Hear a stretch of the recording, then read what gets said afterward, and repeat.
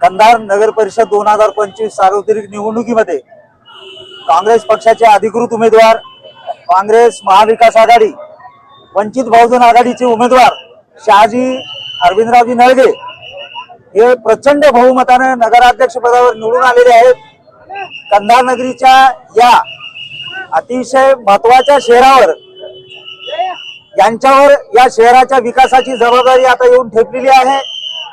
आपण त्यांचं शहरवासियाच्या वतीनं मनपूर्वक अभिनंदन करूया।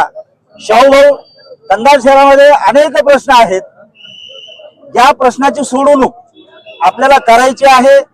मग आता आपलं कुण्या कामाला प्राधान्य राहील? मी तर कंधार शहरातील सर्व मतदार बंधू भगिनीचे सर्वप्रथम आभार मानतो की त्यांनी एवढी मोठी प्रचंड मताने मला निवडून दिलं आणि विकासाचे जे काम आहेत, मला असं वाटते की आता निवडणुका सगळ्या संपलेल्या आहेत। जे काही नगरसेवक आज निवडून आले आहेत, सर्वांनी मिळून कंधार शहराच्या विकासासाठी आपण काम केलं पाहिजे। जे काही महत्त्वाचे प्रश्न आहेत त्या प्रश्नासाठी एकजुटीने मिळून सगळ्यांनी विकासासाठी काम केलं पाहिजे अशी माझी सर्वांना विनंती आहे।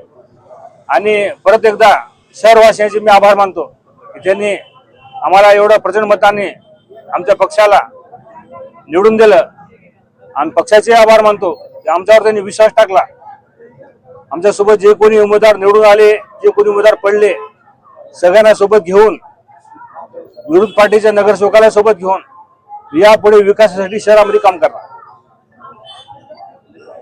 नगराध्यक्ष म्हणून जनतेनं आपल्याला प्रचंड बहुमताने निवडून दिलं। तुमच्या सोबत जे नगरसेवकांची संख्या आहे ही गेल्या वेळेस जशी काँग्रेसची 5च होती तशी यावेळेस सुद्धा 5च आहे। काही अपक्षाचा आपल्याला पाठिंबा मिळेल, परंतु येणाऱ्या काळामध्ये या शहराच्या विकासासाठी आपल्याला या सगळ्या नगरसेवकांना, ते सगळ्या पक्षाचे असतील, हे आणण्यासाठी आपण काही विशेष असा प्रयत्न कराल का? नाही, 100% शहरामध्ये विकासाचं काम करायचं जर असेल तर आपल्याला सर्वांना सोबत घेऊनच काम करता येईल। त्यामुळं अशी काही अडचण येणार नाही असं मला वाटते।